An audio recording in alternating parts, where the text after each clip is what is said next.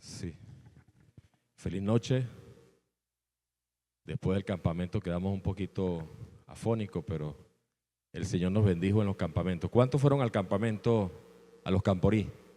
Sí. Bueno, gracias a Dios. Fuimos y vinimos. Esta noche vamos a compartir un tema de la iglesia de Éfeso que aparece en el capítulo 2. La iglesia de Éfeso. Vamos a leer el libro de Apocalipsis, capítulo 2.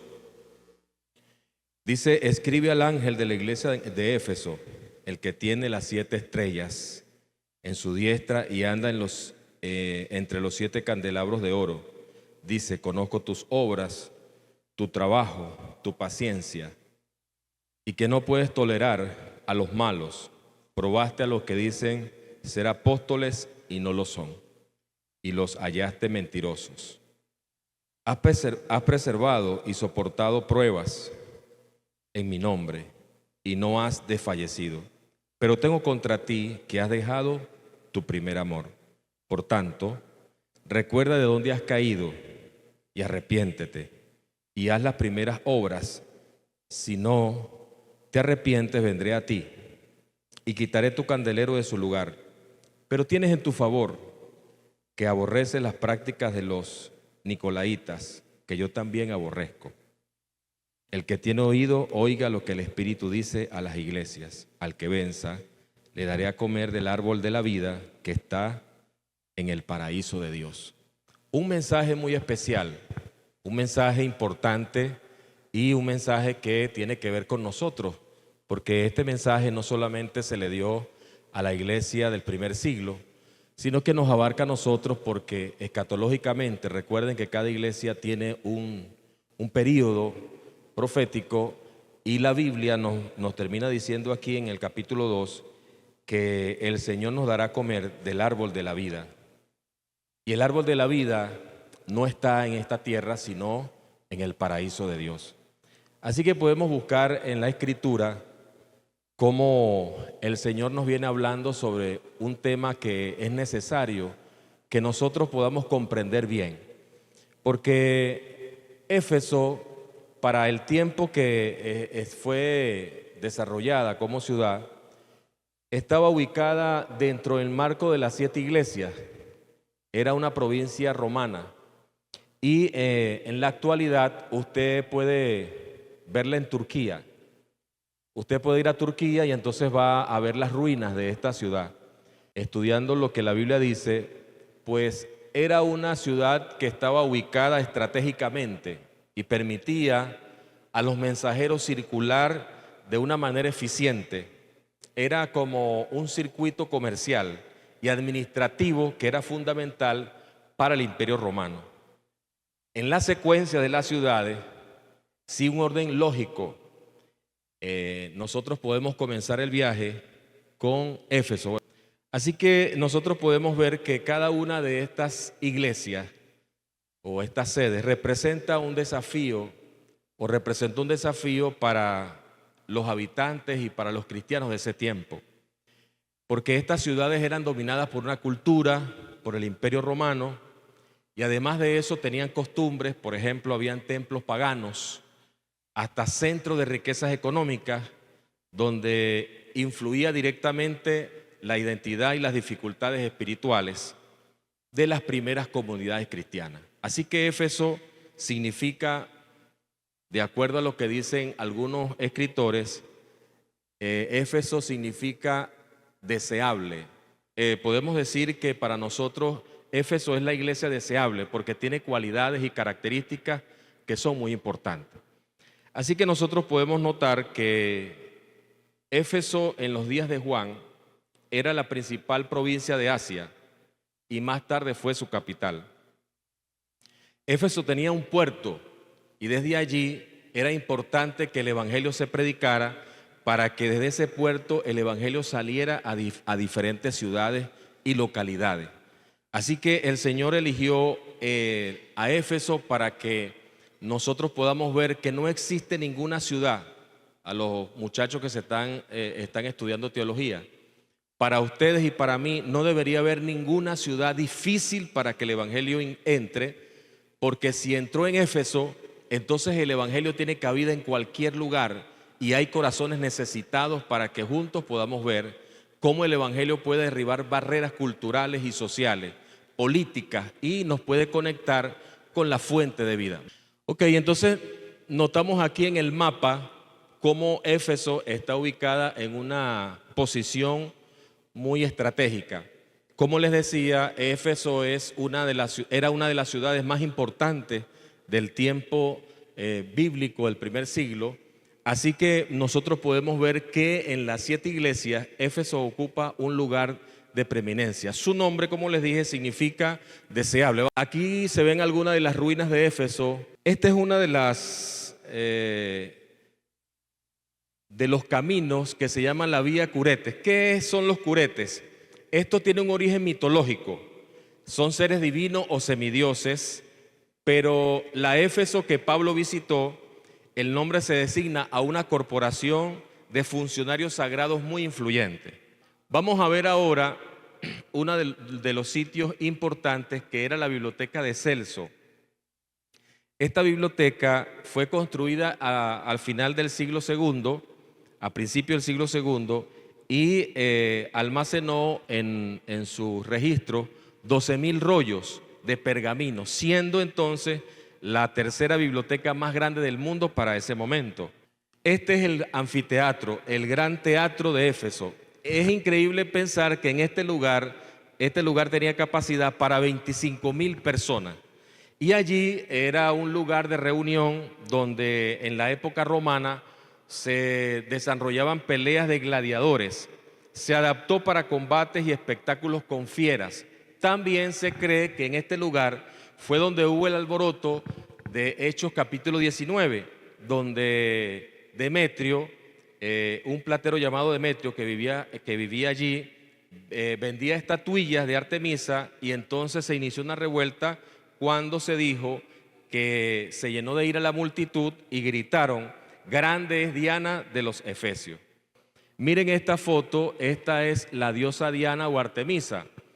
Esta imagen es bastante curiosa porque cuando usted ve las protuberancias que tiene, esta diosa tiene, de acuerdo a lo que dicen algunos, como unos escrotos de toro. Además, lo que tiene ella, los dibujos que tiene animales y representaba la fertilidad.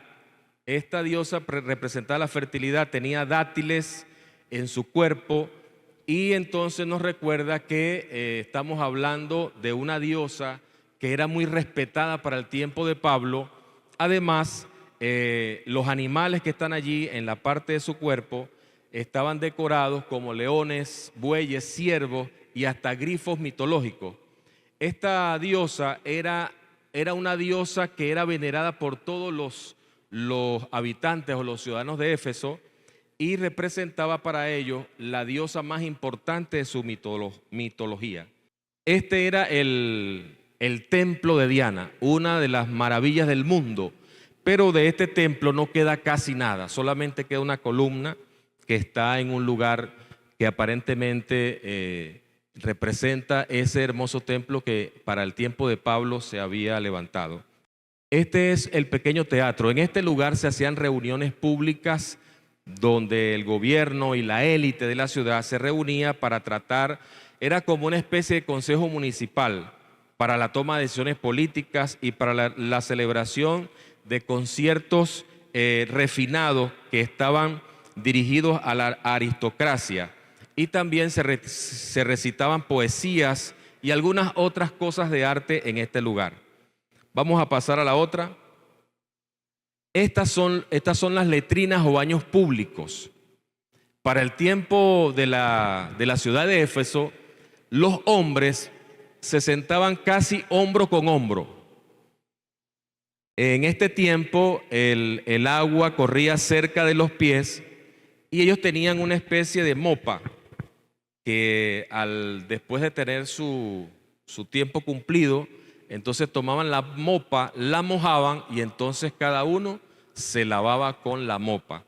Para nosotros esto es un asunto de falta de higiene, pero para ellos era lo más moderno y lo más especial para ese momento. El asunto era que estas letrinas se usaban como un lugar para tener encuentros y acuerdos comerciales. O sea, la gente se sentaba y no solamente iba a hacer su necesidad, sino que podía hablar de algunos temas comerciales. Para ellos no había un tabú como para nosotros.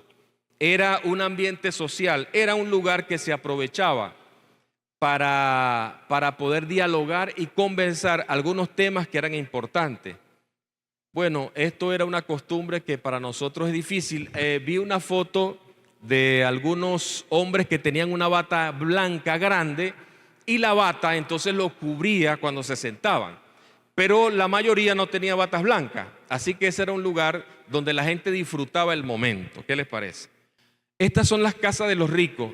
¿Por qué se piensa que son las casas de los ricos? Por la forma en que están decoradas. Se encuentran frescos allí en las paredes y de una forma escalonada, justo frente al templo de Adriano, en la imagen se puede apreciar los muros decorados. Era una forma y se han descubierto, ustedes ven que hay un techo encima, un techo moderno, porque aún para ese momento se estaban haciendo excavaciones para ir investigando más sobre estas casas. Las viviendas representaban un estilo de vida aristócrata en la que Pablo y los primeros cristianos conocieron en la ciudad, mientras las comunidades cristianas solían reunirse en casas privadas más humildes.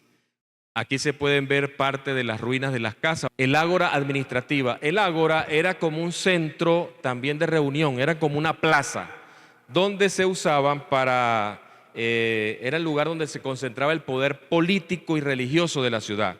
Era el centro del poder. Y usted puede ver las ruinas y podemos notar que no existe ahora, pareciera que no tuviera forma, pero esto era un sitio muy importante para ese momento. Vamos a pasar a la otra y vamos a ver que allí en Éfeso había un burdel. Era un edificio donde había una parada, donde los hombres iban a buscar el placer, y en este burdel se pueden apreciar mosaicos y algunas pinturas donde están decoradas escenas representando a las mujeres que trabajaban allí con motivos eróticos. Y vamos a pasar a la otra. Estas dicen algunos autores que es la primera, como la primera imagen de promoción. Ese pie dirige a la gente hacia el burdel de la ciudad. Vamos a pasar al otro. Pasamos a la otra lámina. El templo de Trajano. Ustedes ven que en la parte superior del arco hay dos imágenes. Una representa a la diosa que es de la fortuna. Esta diosa se llama Tique. Y después, detrás de esa, está la figura de Artemisa, de Medusa, que es una de las diosas protectoras que se suponía que era como un amuleto para proteger la ciudad, o en este caso el templo de Trajano. Ustedes han visto cómo Medusa se ha representado en las películas para nosotros, que según la mitología convertía a las personas en piedra. Y la plaza de Domiciano, ahí está Domiciano. Este fue el que llevó a Juan, el apóstol, al aceite hirviendo. Vamos a pasar a la otra. Y esta es la diosa Nike. Este relieve captura a esta diosa que personifica la victoria en la mitología griega. Así que es una de las piezas más fotografiadas de cuando se va a las ruinas de Éfeso. Vamos a pasar. Vamos a pasar ahora. Noten ustedes que aquí vamos a pasar unas láminas sobre el trabajo. Habían gente que vendía aceite, vino. Vamos a pasar a la otra. También existían los que vendían las telas. Vamos a pasar. Los que iban de ambulantes en la calle vendiendo granos y algunas especias. Pasamos. También estaba este trabajo de herrería, que los herreros podían hacer espadas, lanzas, escudos y otra serie de cosas más que se utilizaban en ese tiempo. Pasamos a la otra. El pan. El panadero la panadería era un trabajo común en el tiempo de Éfeso. Pasamos a la otra. También había grandes comercios, porque como les dije que era un puerto, pues en Éfeso se comerciaba grandes cantidades de vino, aceite y otras cosas que eran importantes para la ciudad. Pasemos al otro. Allí está la venta de telas de púrpura. Vamos a ver un video breve sobre alguien que visitó a Éfeso y estuvo allí y entonces nos narra algunas cosas importantes de la ciudad. La historia de la ciudad de Éfeso en Turquía. Éfeso es una ciudad grecorromana que se encuentra en Esmirna, Turquía. Decimos que es grecorromana porque antiguamente empezó siendo una ciudad griega, pero cuando Roma invadió todos estos terrenos, pasó a ser parte del Imperio Romano y toda la arquitectura que se logra ver aquí es justamente grecorromana, una combinación entre arte griego y arte romano. Esta ciudad fue súper importante porque aquí se encontraba un puerto por el que pasaban la mayoría de las embarcaciones hacia el norte de Europa, hacia Oriente y hacia Occidente. Aquí están viendo el lugar más emblemático de esta ciudad, que es la segunda biblioteca más grande de la antigüedad, únicamente después de Alejandría. Vean cómo todavía conserva las columnas de mármol, los capiteles y algunas de las estatuas que se encuentran en estas ventanitas. Y esta ciudad fue la ciudad más grande de Asia Menor, lo que hoy es Turquía. Hay una parte también que es importante resaltar, pasamos a la otra, que era la esclavitud. En Éfeso, como era el puerto, había un mercado y en el mercado usted conseguía de todo, pero también podía comprar un esclavo. Así que esto era una costumbre muy popular en este tiempo. Pasamos a la otra. Y esta era la comida. Si usted tenía dinero, podía comer esto. Podía comer langosta, podía comer uvas, podía tomar vino y un montón de cosas exóticas. Pero si era pobre, vamos a pasar a la otra, podía comer pescado salado de vez en cuando, queso y algunos pedazos de pan, pan con aceite y una comida que era muy económica para ese momento y que las personas pobres podían adquirir. La primera palabra clave, conozco tus obras. ¿Por qué el Señor dice que conoce tus obras? Pues la palabra conocer es una palabra que está relacionada con la intimidad. Quiero decirte que Dios, así como conocía los sentimientos, las necesidades, los problemas, la situación política, económica de la iglesia de Éfeso, Dios te conoce a ti y a mí en este momento. Dios sabe lo que tú necesitas. Dios sabe con las luchas que tú tienes. Dios conoce los intereses que están en tu corazón. Dios conoce tus pensamientos y los míos. Dios sabe lo que es necesario para ti y para mí. Conoce. En este momento, esta palabra pues nos ayuda a comprender que para el Señor no hay nada oculto y que Él espera que nosotros podamos comprender que Él conoce lo que estamos haciendo. Yo puedo decirles esta noche, queridos muchachos, que el Señor está pendiente de nosotros y que esta palabra conocer implica una relación. Tú y el Señor espera que tú y Él tengan una relación muy cercana, muy estrecha, donde tú puedas expresarle lo que sientes, donde tú puedas expresarle las cosas que en realidad necesitas. En el campamento, ahora que fui al campamento del Estado Bolívar, allí en la Absor, en las mañanas, ya con este campamento, son 4 campamentos donde hemos desarrollado la actividad. Desarrollamos la actividad que yo hago en el retiro, que es de reflexión, oración y lectura de la Biblia. Nosotros estuvimos en la Absor y allí se reunieron 42 clubes. 42 personas fueron seleccionadas para atender a cada campamento. Y en medio del sábado en la mañana no hicimos un programa de escuela sabática, sino que fuimos a leer la Biblia, a orar y meditar. El campamento, todo el campamento, tenía un líder, un pastor o una esposa de pastor y ahí desarrollamos la actividad. En esa actividad después de haber orado, leído la Biblia y todo, llegó el momento, hay una parte final que la tomamos para tomar las decisiones. Y en ese lugar llegó una joven de visita. Ese sábado, usted sabe que el sábado llegan las visitas al campamento, los hermanos, hermanas. Pero la joven que llegó al campamento no era miembro de la iglesia en ese momento porque habían pasado unas situaciones anteriores. Y bueno, por algunas situaciones ella fue desfraternizada de la iglesia. Cuando ella llega y se sienta en su club, buscó su club y se sentó, entonces vino la parte cuando la gente se dice algunos aspectos positivos. Y cuando la seleccionaron a ella para decirle los aspectos positivos, la muchacha se quedó bastante asombrada porque nunca pensó que los muchachos de su club, de su iglesia, le dijeran las cosas que le estaban diciendo. Así que ella se conmovió tanto, la abrazaron, comenzaron a llorar los muchachos y entonces la muchacha tomó una decisión. Ella así con el vestido que tenía, no llevó más ropa, con su vestido largo, tenía un vestido negro con rojo de este lado y ella decidió esa mañana entregar su vida al Señor, renovar su pacto de fe. Yo me pongo a pensar en eso que ocurrió en el campamento, indudablemente me doy cuenta que Dios conocía la necesidad de esa muchacha y ella llegó en el momento ideal porque no estuvo ningún día, sino solamente el sábado. Así que pude notar cómo el Señor pudo ayudar a esa muchacha porque conocía su necesidad. También estuve en otro campamento, en otro club, y esa mañana de sábado, después de haber hecho la actividad, una familia fue seleccionada para que los muchachos le dijeran cosas positivas a la pareja.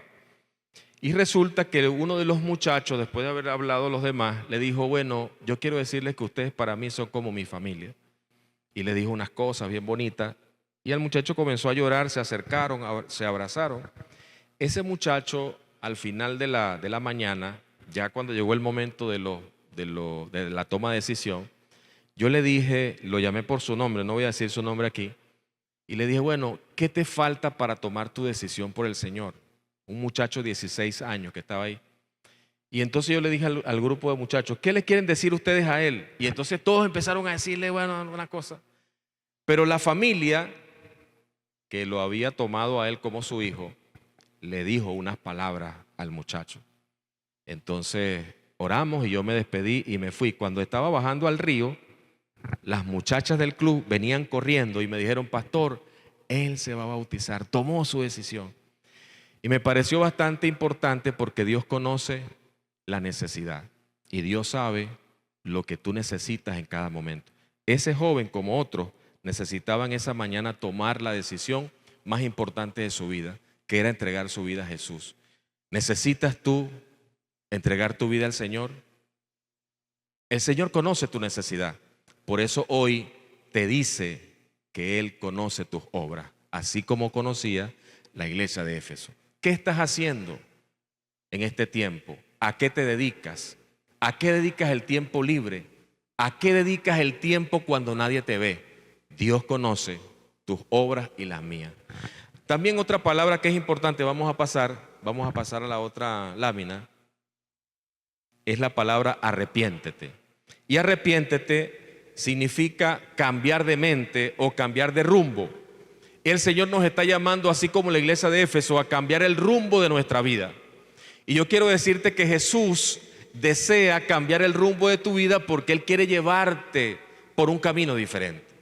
Y el camino que Jesús, por el camino que Jesús te quiere llevar, es mejor que el que a veces nosotros hemos decidido seguir. El camino de Jesús nos indica un camino que va a haber dificultades, pero contamos con su protección, con su ayuda. El Señor nos promete que si nosotros nos arrepentimos, caminaremos por el camino que Él nos ha trazado, y es por el camino angosto. Porque el camino ancho lleva a la perdición y muchos son los que pasan por él. Pero cuando tú decides caminar por el camino de Jesús, cuando tú decides apartarte del mal y cuando tú decides que con la ayuda de Jesús vas a cambiar tu vida, entonces tu vida será diferente. Arrepiéntete. ¿De qué necesitamos arrepentirnos esta noche? ¿De qué necesitamos arrepentirnos? El Señor lo sabe. Por eso nos dicen esta noche que necesitamos arrepentirnos. Vamos a bajarle un poquito a la música. Necesitamos arrepentirnos.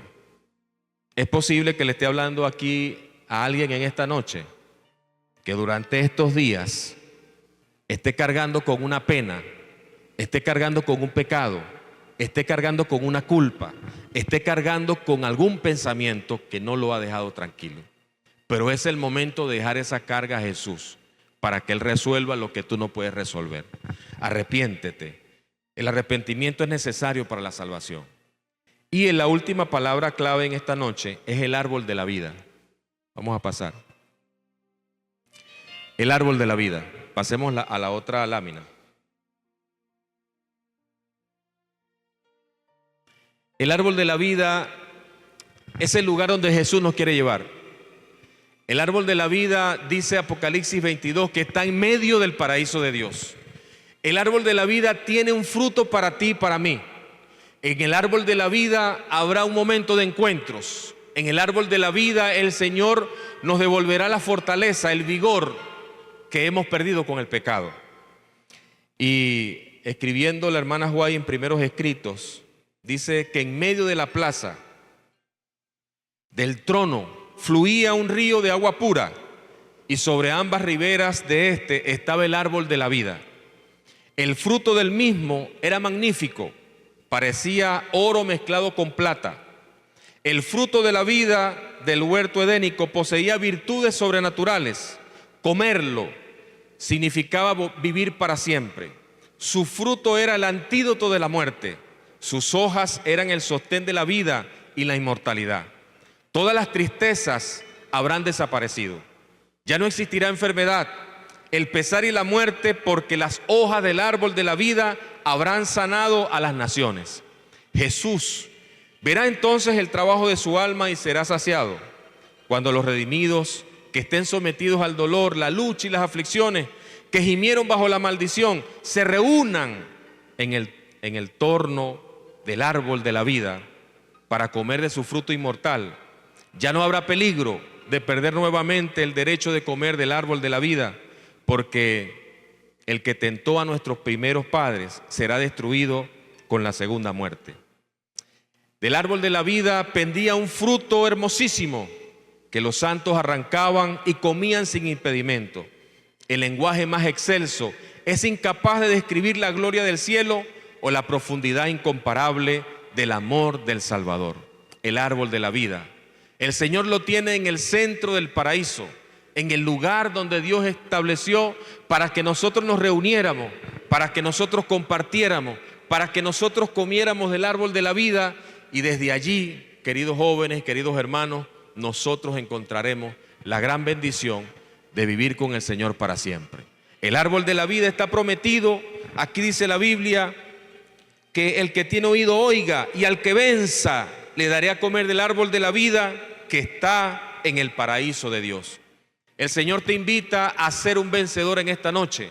El Señor te invita a que tú puedas seguir caminando con Él. El Señor te invita a arrepentirte. El Señor te invita a pensar que Él conoce tus obras. El Señor te invita a no dejar tu primer amor. El Señor te invita esta noche a ser perseverante, porque Él está en medio de la iglesia. Él está en tu vida. Él está cerca de ti. Y el Señor desea reunirnos en el paraíso para comer del fruto del árbol de la vida. Hace tiempo, como les he predicado en algunos momentos, perdí a mi papá. Y la muerte de papá para mí fue bastante triste, difícil, porque no estuve cerca de él. Con mi mamá fue diferente, porque yo oré por mi mamá, le tomé la mano y ella murió en mis manos. Pero ¿saben qué? Después de haber pasado el tiempo, ya han pasado 29 años de que papá murió, todavía pienso en el momento cuando lleguemos al cielo. Todavía yo anhelo abrazar a papá. Yo anhelo estar con él. Yo anhelo estar con Jesús. Y me imagino cuando el Señor Jesús aparezca en las nubes del cielo.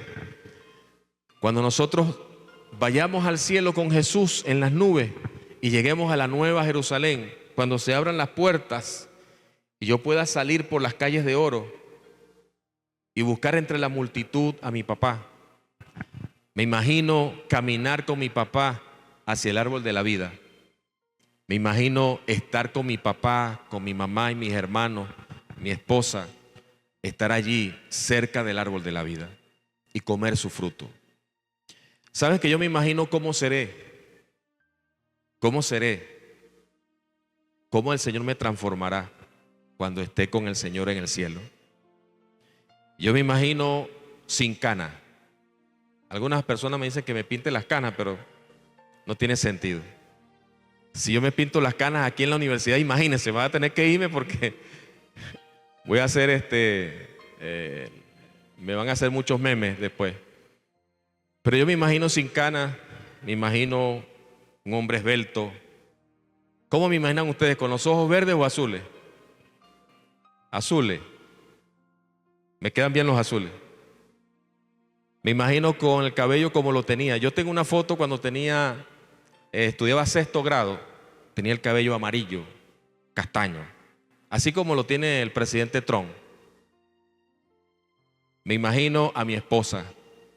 Me imagino a mi esposa más bonita como el primer día que la vi. Me imagino a una mujer hermosa, con el cabello largo. Me imagino a mi esposa perfumada. Me imagino a mi esposa con la piel brillante. Me imagino a mi esposa del mismo tamaño que yo, una mujer extraordinaria, que estará conmigo también en el paraíso de Dios. No sabemos qué pasará en el cielo. La Biblia dice que no se casarán ni se darán en casamiento. Así que apúrense en casarse rápido aquí, porque en el cielo no sabemos. Pero lo cierto, muchachos, es que después que coma del árbol de la vida y esté con mi familia, entonces el Señor me guiará a mi casa, porque hay una casa para mí. En el cielo, en la Nueva Jerusalén, habrá una casa para mí y para ti. Y no sé cómo serán las paredes, pero me imagino que serán mejores que las casas de Éfeso y mejor que la casa donde viví con mi papá. Me imagino una casa hermosa, decorada, con vista al universo, cerca del mar de vidrio. Una casa extraordinaria donde viviremos para siempre con el Señor. Y en ese lugar hay un lugar para ti. El Señor nos espera, porque el Señor quiere que nosotros seamos vencedores para comer del árbol de la vida. Yo te pregunto en esta noche, ¿será que tú también deseas comer del árbol de la vida? ¿Será que tú estás dispuesto a arrepentirte de tus pecados? ¿Será que tú estás dispuesto a vivir con el Señor cada día de tu vida mientras que Él viene por nosotros? ¿Será que deseas estar con el Señor pronto en la Nueva Jerusalén? ¿Será que deseas, como la Biblia lo está diciendo, vencer este mundo y alcanzar la bendición de vivir con el Señor para siempre? ¿Será que te gustaría ser transformado o transformada con un cuerpo inmortal, con una vida diferente? ¿Será que te gustaría estar con Jesús en el cielo y caminar por las calles de oro y mirar el mar de vidrio? ¿Será que te gustaría jugar con los animales, con el león, con el caballo? ¿Será que te gustaría montarte en los elefantes? ¿Será que te gustaría? A mí me gustaría sumergirme en el mar y mirar todo lo que hay debajo del mar. Me gusta. Pero ¿sabes qué más me gustaría? Pasar el primer sábado con Jesús. El pastor King Alan Johnson dice que él se imagina el primer sábado en el cielo y se imagina que nosotros nos reunimos en un estadio gigantesco. Él dice que su aspecto era como un diamante y nosotros ascendemos a ese lugar en carros de fuego, como el profeta Elías. Y toda la comitiva angelical está preparada, el coro angelical está listo. Y Gabriel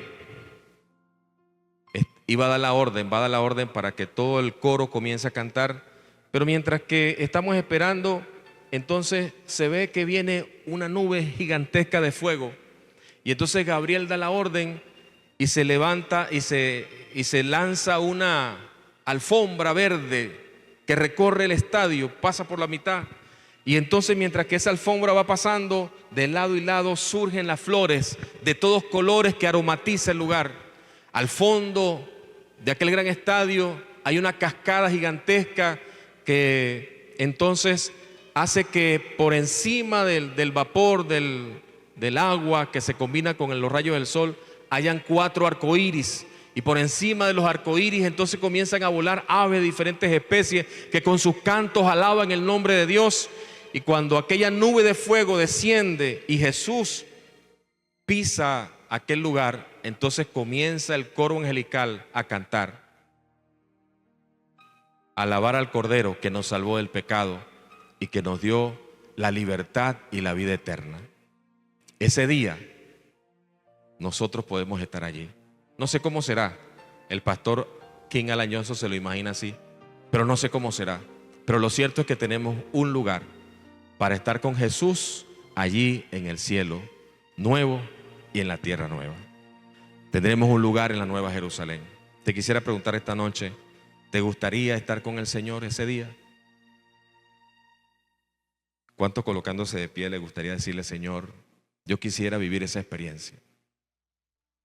Dios le bendiga. Prepárate. Prepárate porque el Señor tiene todo eso listo para nosotros, para compartirlo con nosotros. Vamos a orar. Querido Padre que estás en los cielos, estamos aquí en esta noche dispuestos para ser llevados al trono de la gracia. Te damos gracias, Señor, porque tú eres un Dios maravilloso, misericordioso, que nos ama, Señor, y que has dado tu vida por nosotros. Gracias, Señor, por el amor de Jesús. Gracias por su sacrificio. Gracias por la oportunidad que nos da. Gracias, Señor, porque tú nos prometes darnos el fruto del árbol de la vida. Esperamos, Señor, que tú puedas continuar el proceso de transformación de nuestros corazones. Ayúdanos a experimentar la gracia de Cristo.